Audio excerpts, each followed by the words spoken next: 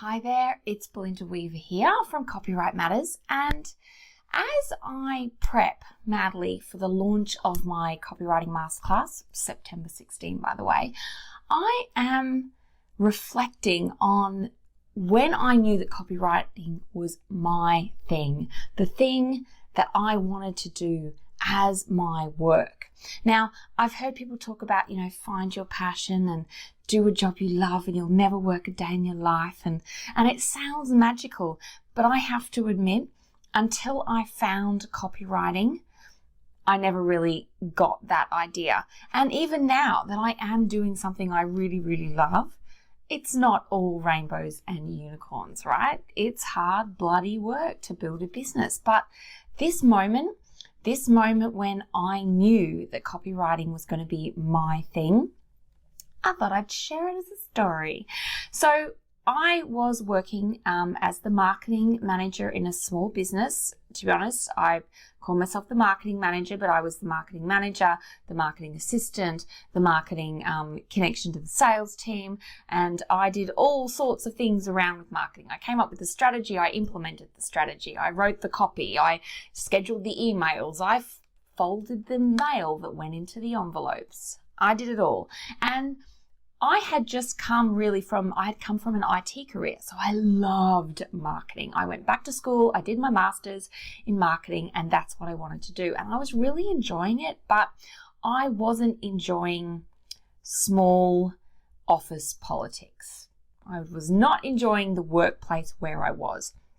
So I was kind of starting to think about what I wanted to do with my career. Did I want to find another job? Did I want to find another job in the city? Because at the time we were working, and I was living an hour out of the city in a lovely kind of rural setting, and it was wonderful. But I was thinking, along with my husband, if we were going to have kids, did I want a 2-hour commute every day? So all these kind of things were swirling around in my head, and I was open to opportunities. And I went to a sales training day that my MD said you should go along to this, and the head of sales went along, and we were kind of rolling our eyes a bit. But there was a speaker there, Bernadette Schwerdt, a copywriter, talking about how to write headlines. And this was extremely interesting to me because I had been writing copy for the company the whole time, but I didn't really know copywriting was a thing, right? So I thought, I'm going to learn how to write headlines and it's going to be awesome. But at the end of her presentation, she talked about being a copywriter full-time. That was her little pitch window. And she promoted her course and the idea of being a freelance copywriter. Well, it was one of those moments where I can remember exactly where I was in the room as that information worked its way into my brain.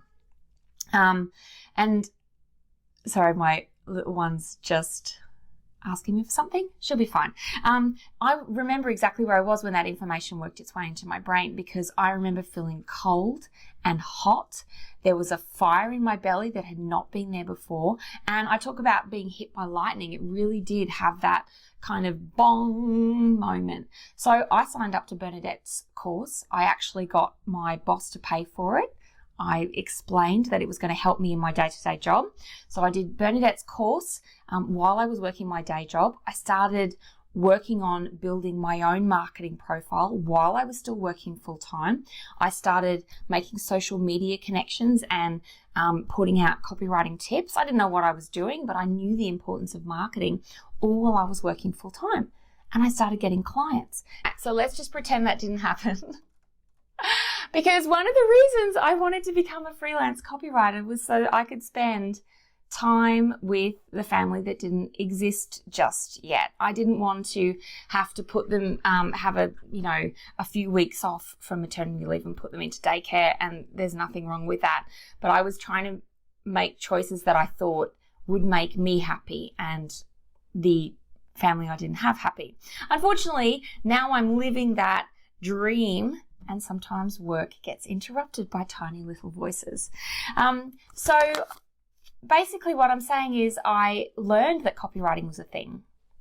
I took a course to learn the skill of copywriting, because I was just writing on instinct every day, just kind of figuring stuff out as I went along. I practiced what I was learning in my day job, and then I got my marketing working on the side. I started getting clients on the side. And when I was confident that my marketing could deliver more clients, I quit my day job and became a full-time copywriter. And that was in 2010. And since then, I have been exploring different models, business models. I have worked with clients one-on-one. I have done presentations. I now have a course, my copywriting masterclass, and I have a private mentoring membership, Confident Copywriting. I have built a team and then gone back to myself. I have tried over the last few years to explore different ways of developing and growing my business. And what I love is that I can do that. I can try new things and see if they work. No one is telling me what to do. And it also means that, like this morning, today, I'm doing this, but then I'm taking my youngest to a special preschool end of summer celebration. And then I have a few meetings, and then I'll be picking my oldest kid up from school, and we're going to the park, and then we're going to a school picnic. Now, every day for me is mixing work and my family life. I'm doing school drop-offs. I'm going to school meetings. I'm doing client meetings. I'm doing coaching calls, and that, while it is really, really hectic, and all the mums and dads trying to run a business with a young family or even an older family will know it can get crazy. But I love that I can be in the thick of it all and still grow my business. For me, it means my ambition hasn't been put on the shelf because I decided to start a family with my husband. It means my career is not on hold because I have little people. And also means I don't have to put them with someone else in order to fulfill my own career ambitions. But it all comes back to realizing that copywriting was my thing. Copywriting was the thing that I loved most about my marketing job. And I could do just that all the time and be in control of my career and let my ambition flower. Because I'm going to tell you, I know some really smart people. We all know really smart people and really successful people. And boy, do they work hard. Becoming successful, growing a business, earning more, it takes hard work. And I'm going to be honest, I'm not always the most hardworking person in the room. I have a very strong lazy streak. And that's why one of the reasons I love being a copywriter is I can actually choose how much work I'm bringing in. We all like to flap around sometimes and go, I'm so busy. But we are rewarded by the validation of our peers, the validation from our clients when we do good work. I don't know about you, but that is something that really pushes me forward.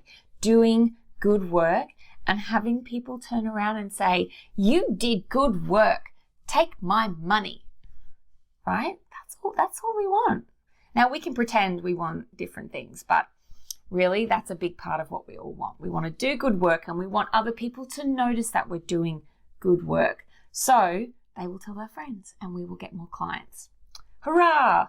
It's the cycle of business, the circle of awesomeness, as Stu McLaren says. So what I'd love to know from you is, what's your thing? And how did you find it? What was the moment that you knew your thing was your thing? I would love to know that story, because for me, it was a moment in time that is burned into my brain. Even though I complain a lot about how my kids drive me crazy and how I just want to get on with my work, copywriting allows me to fulfill my career ambitions, bring money into my house, and have quality time with my kids, even when they drive me crazy. So please tell me the moment. When did you know your thing was your thing? I can't wait to hear from you.